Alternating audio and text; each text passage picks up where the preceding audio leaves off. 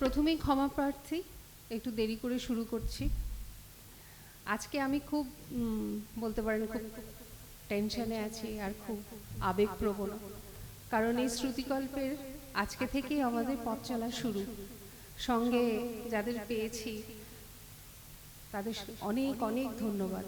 আর এই গরম উপেক্ষা করে যতজন আসতে পেরেছেন তাদেরকেও আমি খুব ধন্যবাদ জানাই।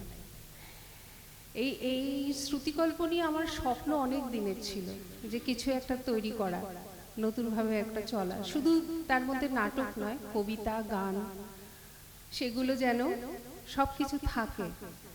তো সেই ইচ্ছেটা যেদিন আমি প্রথম প্রকাশ করলাম একটা চায়ের দোকানের আড্ডায়, আমার সঙ্গে সোমা ছিল, আরও অনেকে ছিল, এবং তারা এমনভাবে আমাকে সহযোগিতা করলো, সেই মুহূর্তে আমাদের দলটা তৈরি হয়ে গেল।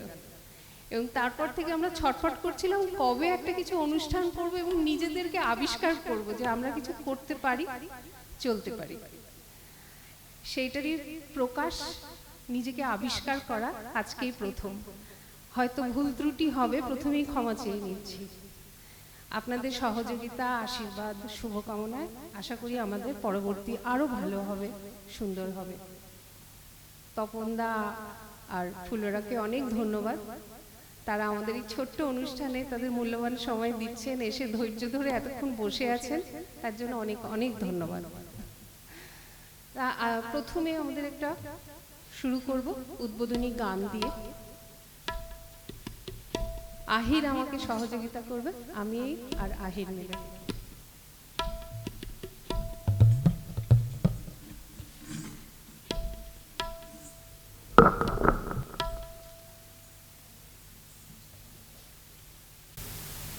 এখানে বিকেল থমকে গেছে, থমকে থেমেছে, চুপ কথা শুধু শোনো।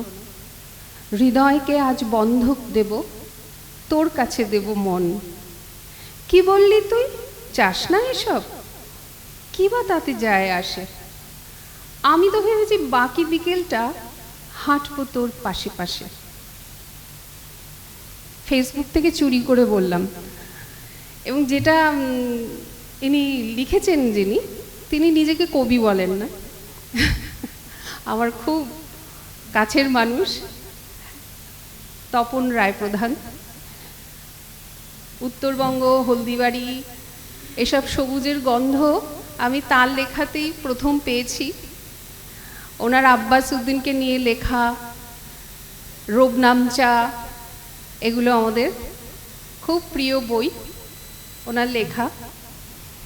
আজকে আমাদের সঙ্গে উনি আছেন, আমি ধন্য যে আমার প্রথম পথ চলা ওনার সঙ্গে, ওনার অনুপ্রেরণাতেই আমি প্রথম এটা বেছে নিয়েছিলাম।